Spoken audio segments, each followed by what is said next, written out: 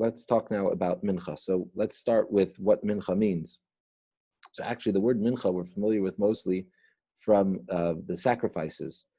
There's a whole category of sacrifices called Mincha, which means the meal offering. So those were, you had animal sacrifices, you had bird sacrifices, then you had flour-based sacrifices that were meal offerings, loaves of bread that were prepared in different ways, and there are different sacrifices. So according to some opinions, Mincha, the afternoon service, which of course we know was established in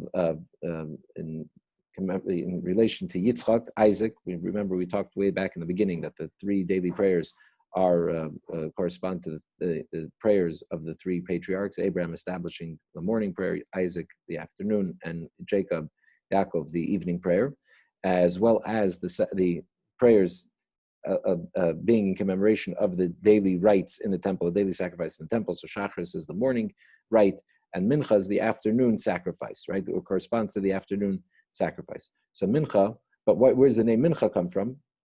So it either comes from the carbon Mincha, sort of a reference to the Mincha sacrifice, the meal offering, specifically the Chavitin, which was a sacrifice that was brought by the high priest. So the high priest would bring this Mincha, he'd bring this meal offering every single day. He'd bring it was 12 loaves of bread.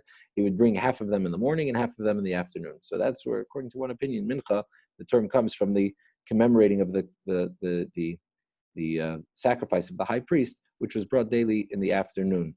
Another opinion is that Mincha is simply the time of day. So it's the afternoon, based on Aramaic translation of the word L'ruach hayom in the book of Genesis.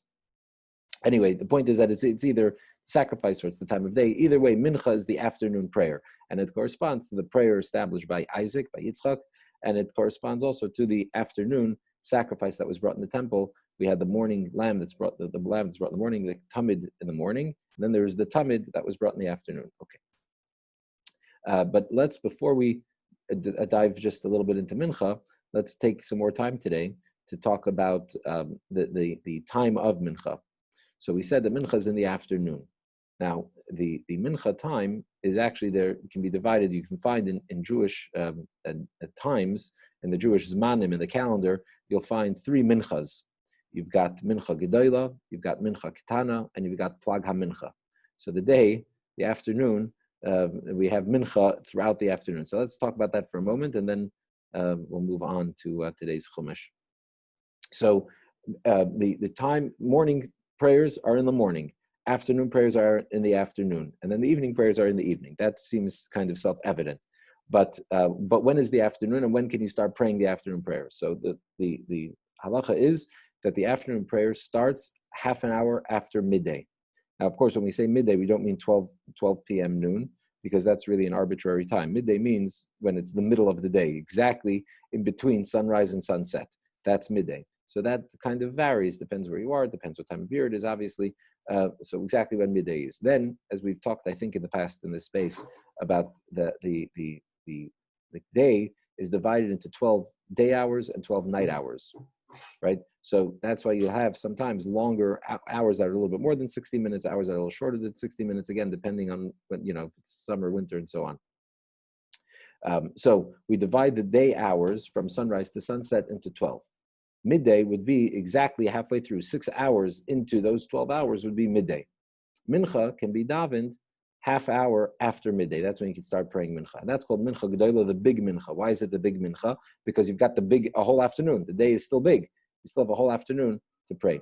Now there's the sages debate when the best time to pray Mincha is, but practically speaking, from half hour after midday until sundown, you can pray Mincha. Again, there's different opinions. It's exactly the best time, the optimal time, but that's basically the consensus is that, and really practice is any time from half hour after midday.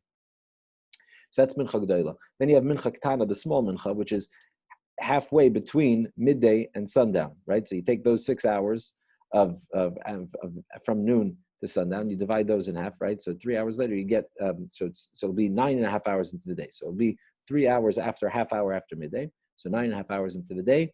And of course, you're left now only with 2.5 hours before sundown. So that's called Mincha Ketana, the small Mincha, because the window now for praying Mincha is smaller. So you've got the smaller Mincha. And then you have Plag HaMincha. Plag HaMincha means half of that Mincha Ktana time.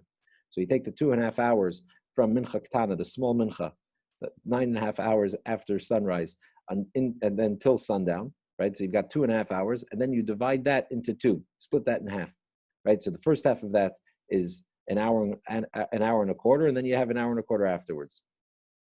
And all this is relevant, based on different opinions as to when the proper time to pray mincha is. So you've got the mincha gdoila, the big mincha, that's from half hour after midday. You've got mincha ktana, which is 3 hours later, 9.5 hours into the day. Then you have plaga mincha, which is half of the mincha ktana time, half of the last 2.5 hours before sundown.